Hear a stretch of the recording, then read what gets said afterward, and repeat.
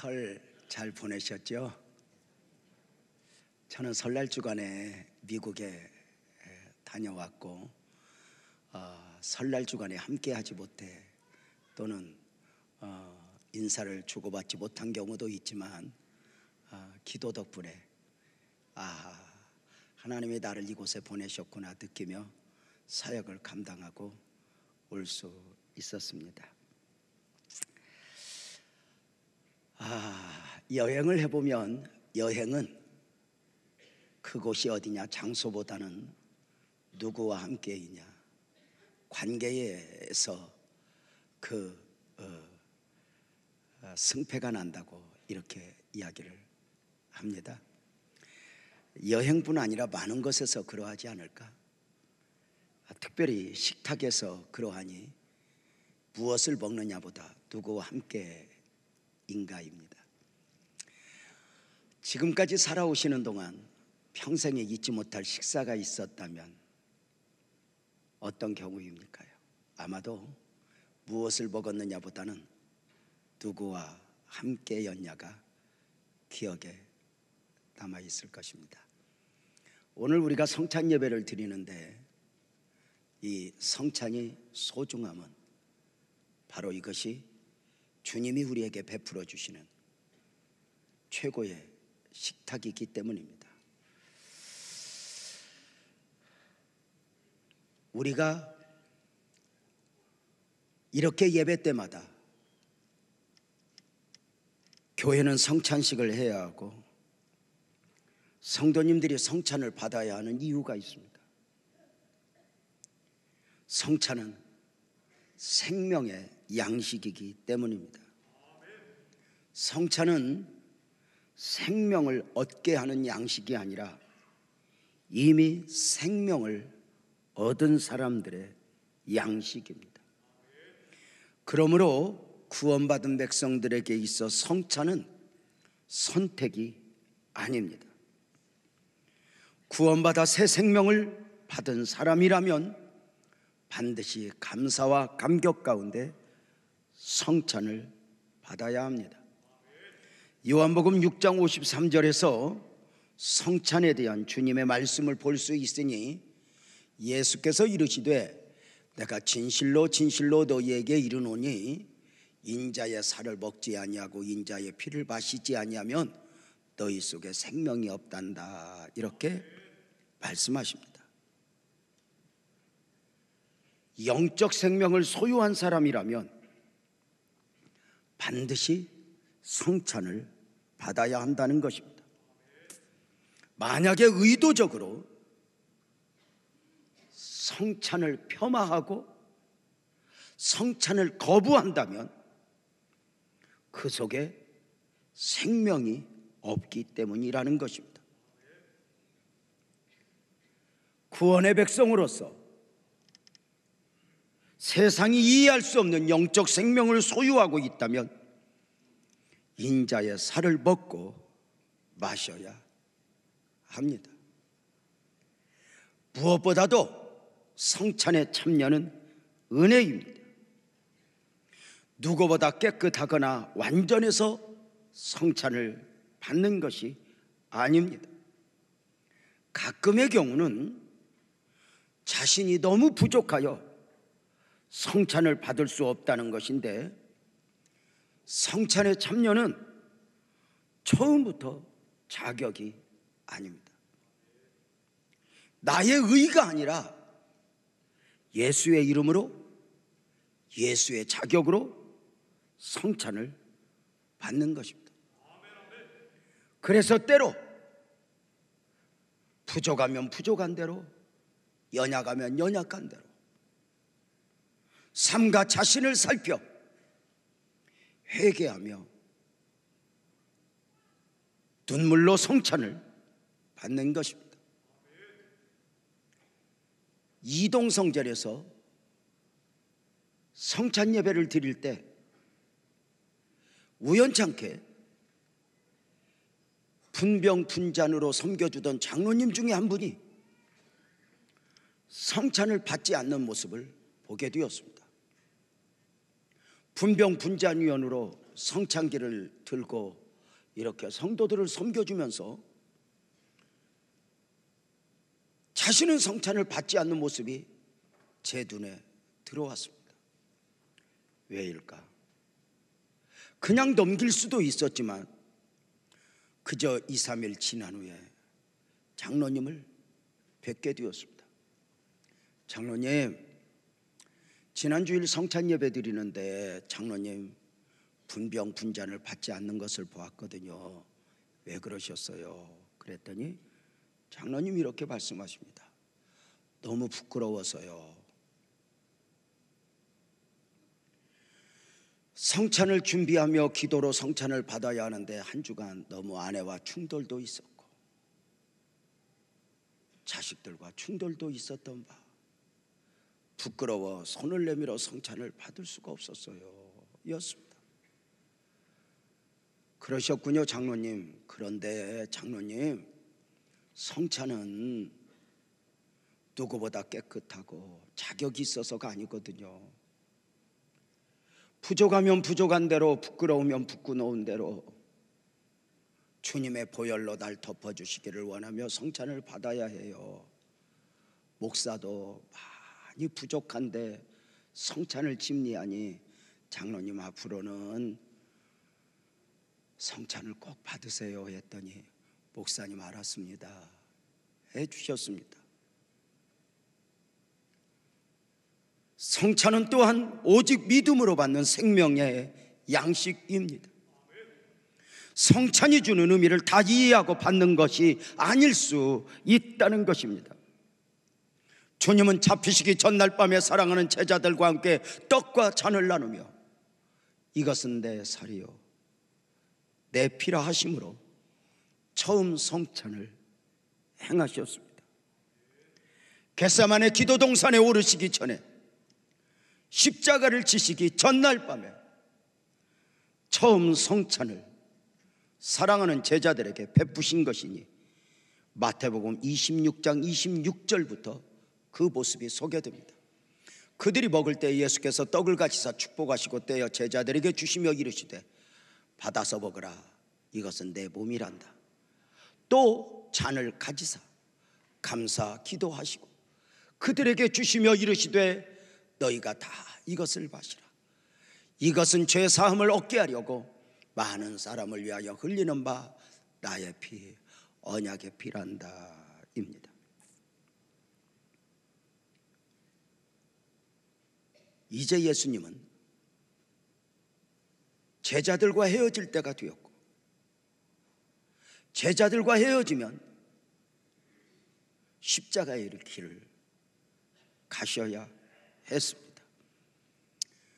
그 십자가를 앞에 두고 겟세마네 기도를 앞에 두고 이것은 내 살이요 내 피란다 하고 성찬을 베푸실 때 그것을 받는 제자들은 과연 그 의미를 알고 먹고 마셨을까?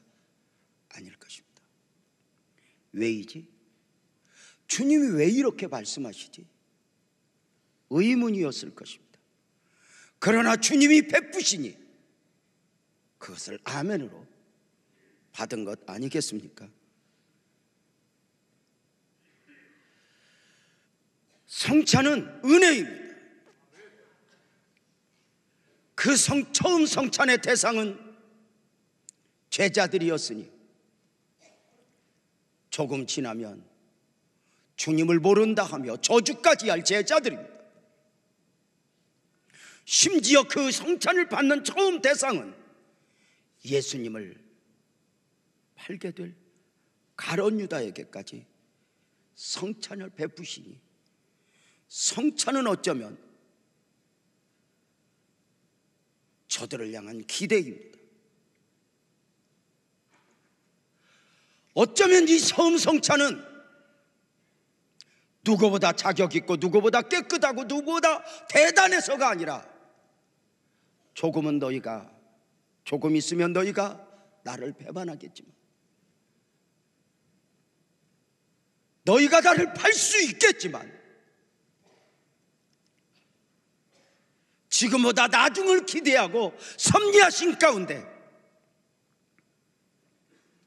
그 의미도 모르는 제자들에게 이것은 내 살이요 내 언약에 필요한다 하신 것입니다. 성찬 앞에서 오늘 우리는 주님을 향한 우리의 마음은 어떠해야 하는가? 나는 누구이고 누구여야 하고 나는 무엇으로 사는 사람이어야 하는가? 성찬 앞에서 구원받은 백성으로서 자신을 확인하고 주님의 나중 섭리를 나를 향한 주님의 기대를 품어야 합니다. 성찬 앞에서 잃어버렸고 놓아버렸던 은혜 안에서의 자신을 찾아 회복해야 하는 것입니다. 처음 성찬의 모습에서 우리는 무엇이 보입니까? 이것은 내 살이요 내 피란다 성찬을 행하신 가운데 베드로에게 제자여 네가 우선은 나를 배반할 수 있고 저주할 수 있겠지만 너는 돌이킨 후에 너는 우뚝 서야 한다. 나중 섭리 가운데 어쩌면 가룟 유다에게는 성찬을 행하시면서 이것은 내 살이요 내 피라 하시면서 유다야 그 마음을 마귀에게 빼앗기면 안 된다. 유다야 사단에게 점령당하면 안 된다. 주님의 애절한 마음이 아닐까? 오늘 여기 앉아 계신 많은 성도님들에게 목사와 더불어 성찬 예식을 행하지만 이 성찬은 절대로 사람으로 말미암은 예식이 아니니 주님이 사랑하는 제자들에게 베푸셨던 처음 성찬, 이 처음 성찬을 사도들이 받아 행하였고 사도들이 행했던 성찬을 우리 믿음의 선배들이 받아 행하였고 우리 믿음의 선배들이 받아 행하였던 그 성찬을 오늘 우리가 행하고 있는 것이니 그 성찬의 기원을 고린도전서 11장 23절은 분명하게 말씀합니다.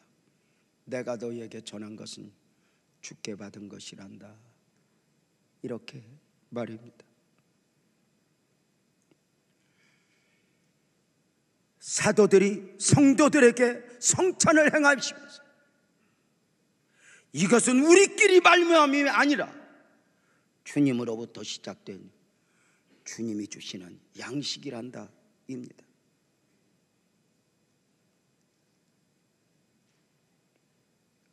오늘 저와 여러분을 향한 주님의 기대는 무엇일까? 오늘 우리가 완벽하고 깨끗해서가 아니라 사실 누구보다 부족한데 오늘의 내가 아니라 나중에 나를 향한 주님의 기대는 무엇일까?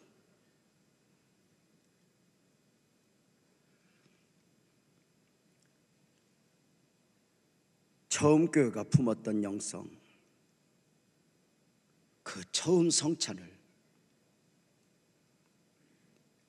이렇게 행하여 기념하라 하셨으니 고린도전서 11장 24절은 이것은 너희를 위하는 내 몸이니 이것을 행하여 나를 기념하라 입니다. 성찬을 행하여 예수님을 기념하라 하셨으면 기억하라는 것이요 잊지 말라는 것입니다. 여기 진설되어 있는 떡 앞에서 그리고 잔 앞에서 이것을 예수님의 살과 피로 받으면서 우리 구원받은 그리스도인으로서 우리에게 행하신 주님의 구속사역을 잊지 말라는 것입니다. 사람의 몸을 입고 오신 하나님, 십자가에서 죽으신 그 예수님, 그의 고난 잊지 말라는 것입니다. 예수님의 십자가와 고난을 잊지 말라 하시면 과거의 역사적 사건으로 잊지 말고 기념하라 하심이 아닙니다. 예수님의 죽으심과 고난이 단순한 고난과 죽으심이 아니요 철저하게 오늘의 나를 위한 것이었음을 잊지 말라는 것입니다. 예수님의 모든 구속사역은 오늘을 살아가는 나를 위한 것이었음을 믿고 받아들이는 것, 이것이 바로 나의 복음입니다. 기독교를 비롯하여 모든 종교는 믿음을 이야기합니다. 그럼에도 기독교의 믿음과 다른 종교와의 믿음에는 분명한 차이가 있습니다. 죄송하지만 불교에서는 2018년을 기준으로 단기 2562년을 이야기합니다. 부처님이 오신 날을 기준으로 사용하고 있는 불교 달력입니다. 2562년 전에 부처님이 오셨다는 것입니다. 네, 부처님 오셨음이 역사적 사실로 우리도 인정합니다.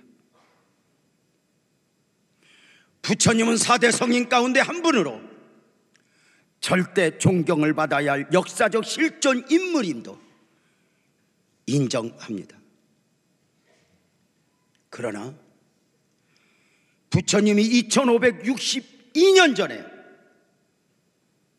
태어나셨을 때 그 태어나신 이유가 무엇인가? 오늘의 불교도들을 위해서 오신 것일까? 부처님이 보리수나무 아래서 고행을 겪으실 때 오늘의 불교도들을 품고 돌을 닦으신 것일까? 아닙니다. 부처님은 2562년 전에 철저하게 개인적으로 나셨고 자신의 문제로 고해를 하신 것이었습니다. 오늘의 불교도들은 그 부처님의 가르침을 삶의 교훈으로 받는 것이니 마치 부처님은 오늘의 불교도들에게 존경의 대상은 될 수 있지만 믿음의 대상이라는 할 수 없는 것입니다.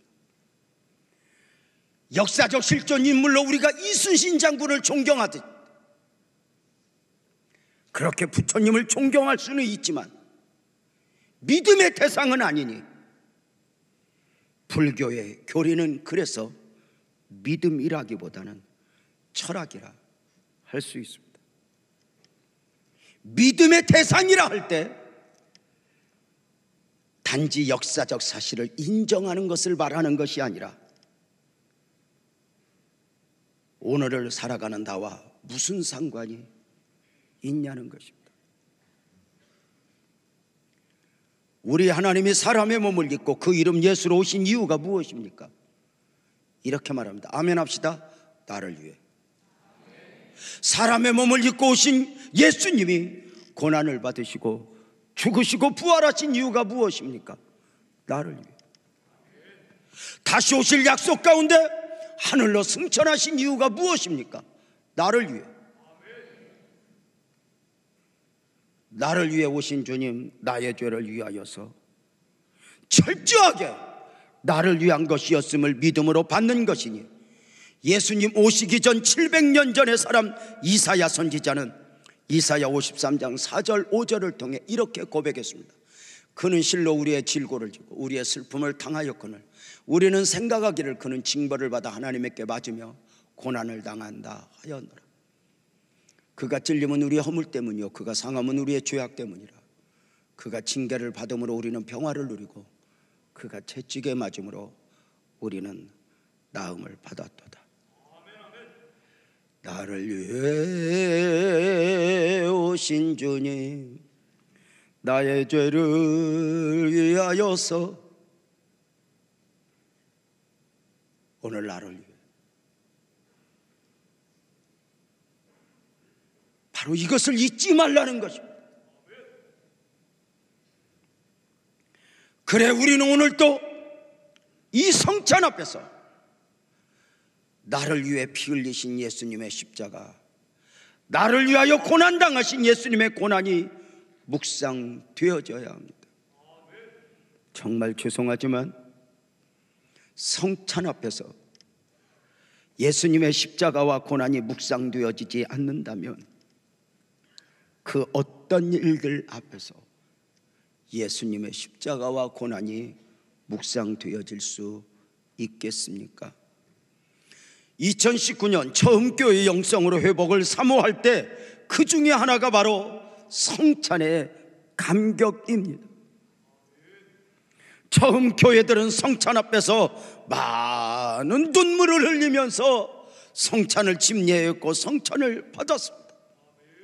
우리 한국교회에 처음도 그러했으니 성찬식을 행하노라면 그 성찬식을 하는 날은 온 교회가 눈물바다였습니다. 성찬 앞에서만이 아닙니다. 설교자는 설교자대로, 기도자는 기도자대로, 기도하다가 설교자의 어떤 용어로 십자가, 예수님의 보혈, 이 단어가 나오면 그만 목사님은 설교하다가 그저 먹먹하여 설교를 멈추고 눈물을 훔쳤고, 기도자 또한 기도하다 우리 예수님 고난받으신 거 기억합니다 하면 그만 이 젖어있던 가슴이 이렇게 솟아나오면서 눈물을 이렇게 훔치며 기도를 중단하면 한 5초 10초 머무는 동안 회중석에서도 같이 그 영적 교감을 나누며 기도했던 기억을 여러분 혹시 아십니까? 처음 교회 성도들은 가슴에도 눈에도 그 언어에도 은혜로 촉촉이 젖어 있었어요. 그 은혜가 나를 살리고 다른 사람도 살리고 교회가 교회되게 했던 것이 아닌가? 여러분은 어떠하십니까? 성찬에 대하여 성경은 기념하라 하셨으니 그 뜻은 기억하라 하심이었다 했습니다. 그렇다면 그냥 기억하라 했어도 되는데 기념하라 강조하실 이유가 무엇입니까? 성찬 앞에서 죄와 사망에서 구원받은 자로서 용서의 은혜를 입은 자로서의 기념입니다. 나는 구원받은 하나님의 사람이요, 나는 용서의 은혜를 입은 하나님의 사람이요, 이 기념은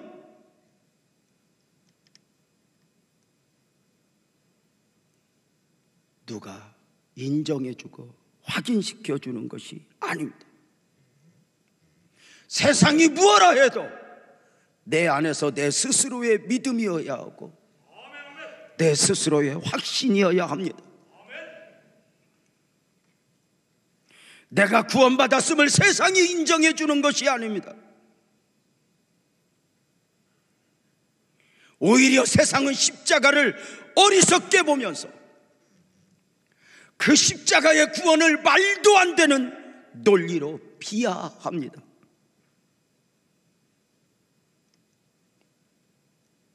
그리고 그 십자가를 믿고 구원의 은혜를, 그리고 그렇게 예배하는 사람을 세상은 가볍게 합니다. 그러나 세상이 어리석게 보는 십자가의 은혜를 우리는 어느 순간 은혜도 능력으로 품고 감격하는 것입니다. 예수는 아무나 믿을 수 없습니다. 우리가 오해하면 예배당 문이 열려 있고 아무나 와도 좋소 노래하니 언제든지 누구든지 믿고자 하면 믿을 수 있는 것 같지만 절대로 아닙니다. 데살로니가후서 3장 2절은 분명하게 말합니다. 믿음은 모든 사람의 것이 아니라, 믿음은 누구나의 것이 아니라 누구나 믿을 수 있고 누구나 구원받을 수 있는 것이 아니라는 이야기입니다. 그 아무나 믿을 수 없는 예수를 어느 순간 우리가 그 예수를 알게 되었고 믿게 되었는데, 사랑하는 성도님들, 혹시 내가 어쩌다 예수를 믿었지, 내가 어쩌다 예수를 알았지, 감사하고 감격해 본 적은 있으십니까? 혹시 하나님 앞에 감사헌금 드릴 때, 하나님 자동차를 새로 구입하게 해주셔서 감사해요, 장막을 새로 구입하게 해주셔서 감사해요, 하나님 우리 아이들 결혼시켜 주셔서 감사해요, 이런 여러 가지로 감사이지만 순수하게 복음만 가지고, 주님 내가 예수를 믿고 예수를 알게 하셨으니 감사합니다, 이것이 너무 좋아서 감사해 보셨는지요? 여러분은 그 복음 안에서의 최고의 감격은 어떤 감격이었어요? 저는 어릴 때부터 교회 다녔는데요, 그렇게 교회를 다니다가 어느 순간 인격적으로 주님을 만나게 된 날, 그날부터 저는 저가 아니었어요. 한 석 달 동안을 하나님이 잠을 재우지 않으면서 그저 눈물로, 19살이었어요. 눈물로 한 석 달 동안을 울고 감격하게 하며, 만져도 예수님이 느껴지고 보아도 예수님이 보여지면서 감격하게 하는데, 그때의 그 진한 감격이 오늘까지 혹시 곁길을 갔다 돌아오도록 늘 지켜주죠. 여러분은 언제 감격해 보셨어요? 처음 주님을 만날 때뿐만 아니라 내가 참 예수를 잘 믿었구나, 내가 어쩌다 예수를 알았지, 언제 감격해 보셨어요? 한 번은 시골에 아버님을 뵈러 갔다가 아버님 모시고 온천을 갔어요. 아버님 깨끗하게 씻어드리고 아버님 의자에 잠깐만 누워 계세요. 온천 의자에 모시고는 이렇게 탕에 들어갔는데요, 탕 안에 아무도 없는데 혼자 따뜻한 물에 몸을 담그니 너무 좋더라고요. 아버님도 모시고 왔겠다, 감사와 감격 가운데 성경 암송을 하는 거예요. 여호와는 나의 목자시니 심령에 가난한 자는 복이 있는 사람은 암송을 하는데, 누가 풍덩 들어와요. 누가 들어오지? 설마 내가 아는 사람이 그곳에 있겠어요?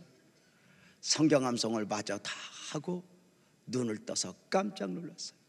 세상에 저 위에 절에서 스님 8명이 단합대회 하러 오신 게, 그 탕 안에 스님 8명과 저 1명, 머리 있는 건 저 하나.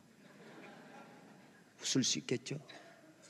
그 스님들을 딱 보는 순간 나도 모르게 눈물을 쏟으면서 했던 그날의 고백이 이거예요. 주님 감사해요. 나도 저 스님들처럼 길 아닌 길을 길인 줄 알고 헤매일 수 있었는데, 나도 저 스님들처럼 진리 아닌 진리를 진리인 줄 알고 헤매일 수 있었는데, 내가 어쩌다 예수를 알았죠? 내가 어쩌다 구원의 은혜를 입었죠? 그 스님들을 보면서 하염없이 울었던 적이 있어요.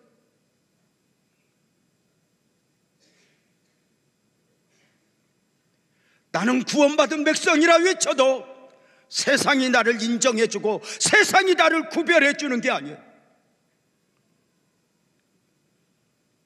세상에서 믿음으로 살아봐요. 누가 우리를 인정해주는 것이 아니라 십자가를 미련하게 보듯 그 논리를 믿는 우리를 바보로 알아요. 기독교의 믿음은 믿음으로 믿음에 이르게 하나니, 믿음을 믿음으로 증명받는 것이지 논리로 세상 방식으로 인정을 받는 게 아니에요. 직장에 가보세요. 학교에 가보세요. 사업하다가 만나보세요. 때로는 믿음이 얼마나 초라해지는지. 요즘 아이들, 중고등학교의 아이들 통계를 내보면 복음화율이 2% 3%래요. 이 아이들이 어릴 적 교회를 다니다가 그 세상의 화려함 앞에 그냥 몽땅 마음을 빼앗겨 버리는 거예요. 그래서 그 학교에 그 틈바구니에서 나 교회 다녀 소리를 못 한대요. 교회 다닌다고 하면 아이들이 이렇게 말한대요. 너 아직도 교회 다니냐? 이 썩을 놈들이 그런다네. 여러분 보세요. 직장에 가서 바보가 되지 않아요? 아니, 다른 사람에게 뿐만이 아니에요. 나 스스로도 그 세상에 사노라면 내가 믿음을 지킬 수 있을까?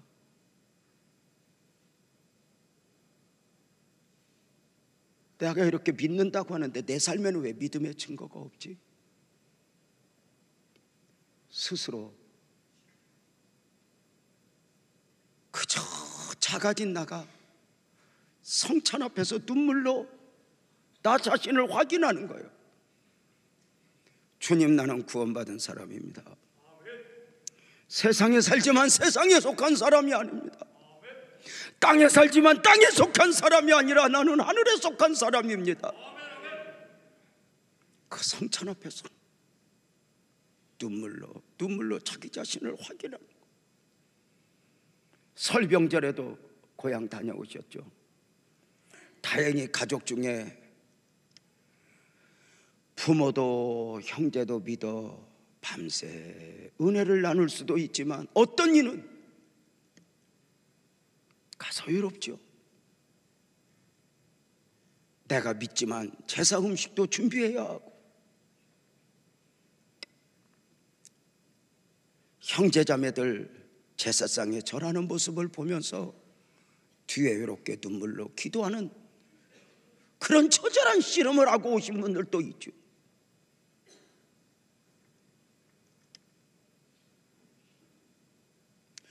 아니, 누가 아니에요. 사실은 내 안에서도 갈등이 있잖아요. 내가 믿음으로 산다 하지만, 은혜로 산다 하지만, 내가 은혜로 믿음으로 산다고 해서 세상이 보잘것없이 보이는 게 아니잖아요. 저는 목사예요. 저는 목사이니까 좀 세상이 쓰레기처럼 보였으면 좋겠어요. 그런데 아니에요.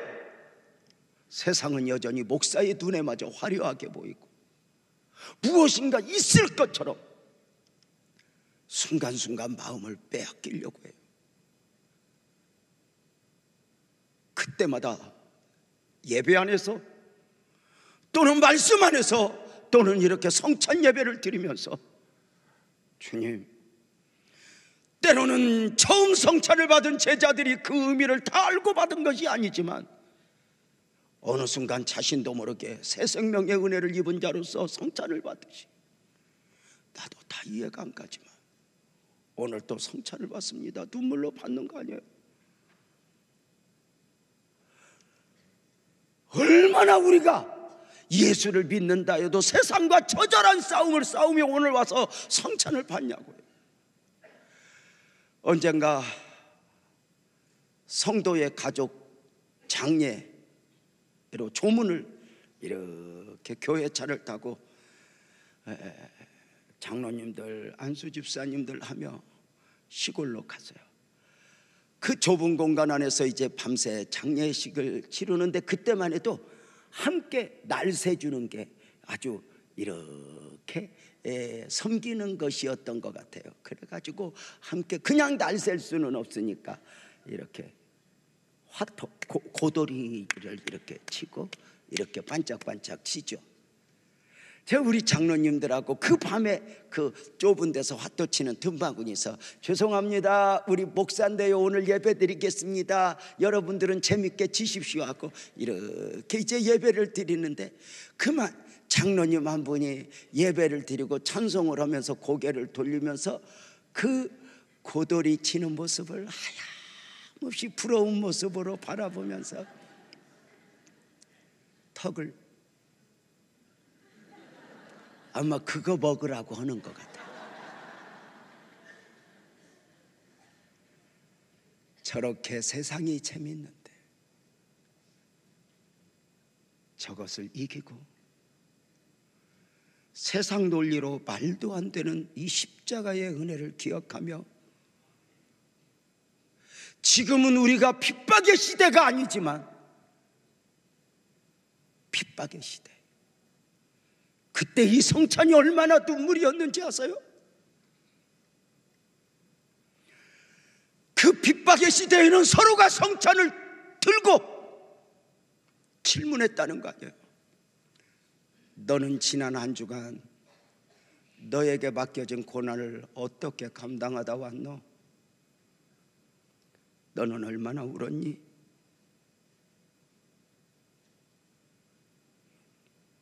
세상에 살면서 혹 세상에 둥지를 들려고 하는 나를 씨름하여 이기며, 오라 나는 곤고한 자로다, 이 사망의 몸에서 누가 나를 간져낼 것인가, 또 한 번 처절한 씨름 가운데 성찬을 받으며 결단하는 것이죠. 그래서 성찬 안에는 은혜이고 은혜이면서도 이 성찬 안에 사명이 담겨 있다는 거 아십니까?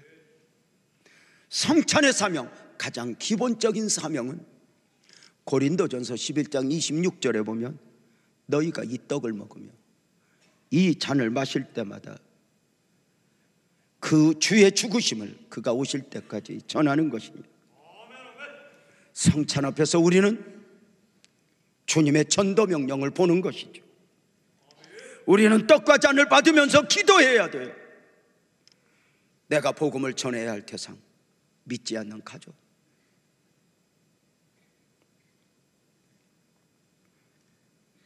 하나님, 지금은 혼자 성찬을 받지만 언제인가 내 부모, 내 형제 함께 손잡고 성찬을 받으려 합니다. 주님 은혜를 주세요. 오랜 날 동안 사랑하는 남편의 구원을 위해 기도했지만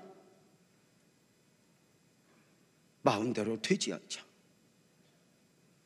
그 애절한 마음을 가지고 성찬식 때는 남편 신발을 가방에 담아가지고 와서 아무도 몰래 그 옆자리 바닥에 놓고, 주님, 우리 신랑도 이렇게 주님 앞에 와서 성찬을 받게 해주세요. 애절했다는 거 아닙니까? 아직까지 가족들이 구원받지 못하여 아파하시는 성도님들, 낭망치 마십시오. 우리는 저들을 위하여 기도하고 또 기도하고 전도하고 또 전도하며 언젠가 함께를 사모하는 것입니다.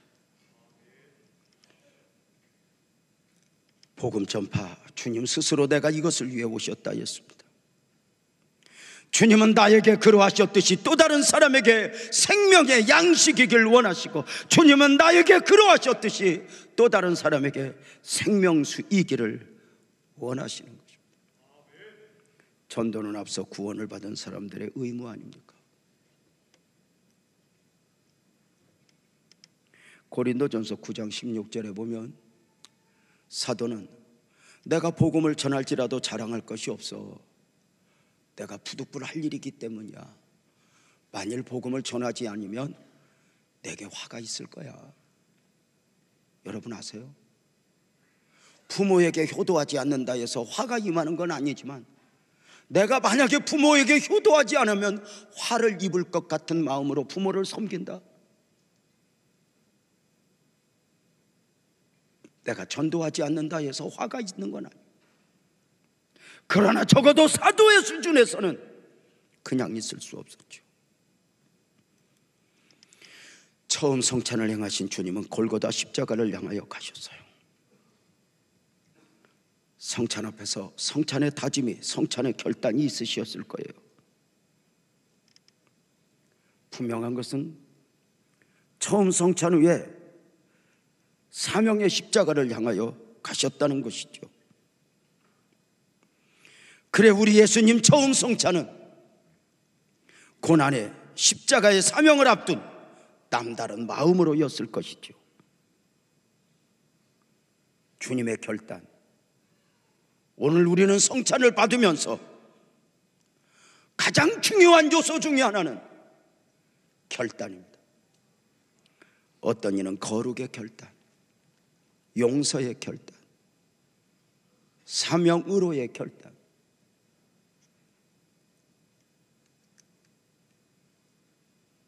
처음 성찬 후에 주님은 십자가를 마다하지 않고 골고다로 향하여 가셨죠.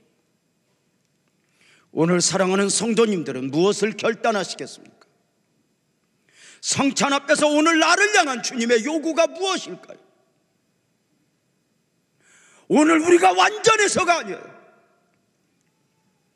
조금 있다 배반할까 하시면서 예수님을 팔고 돈 욕심을 부릴 제자임을 알면서도 가룟 유다를 향하여 유다야, 너 꼭 사단에게 점령당하면 안 된다. 마음을 빼앗기면 안 된다. 제자들을 향하여 너희는 돌이킨 후에 너 회복돼야 된다. 나중을 섭리하고 나중을 기대하며 성찬을 행하시죠. 오늘 우리는 성찬, 오늘 내 모습으로 받는 것으로 끝나면 안 돼요. 나를 향한 주님의 기대가 있을 거야. 그래서 여기 진설되어 있는 떡과 잔은 평범한 식사가 아니죠. 고난의 여정 가운데 채찍과 십자가에서 찢기고 찢기신 주님의 살이고 흘리고 흘리신 주님의 피이죠. 우리는 앞서 복음을 영접한 자로서 주님의 살과 피를 성찬으로 받죠. 주님은 잡히시기 전날 밤에 떡을 가지사 말씀하셨어. 이것은 너희를 위하는 내 몸이니 이것을 행하여 나를 기념하라.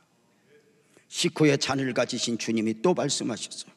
이 잔은 내 피로 세운 새 언약이니 이것을 행하여 마실 때 나를 기념하라. 여러분은 주님의 마음을, 여러분을 향한 주님의 기대를 품을 수 있으시겠습니까? 우리 성찬을 받으려고 합니다. 우리 모두 자리에서 일어나서 찬송하면서 성찬 받을 준비하겠습니다. 주님이 홀로 가신 그 길 사명입니다.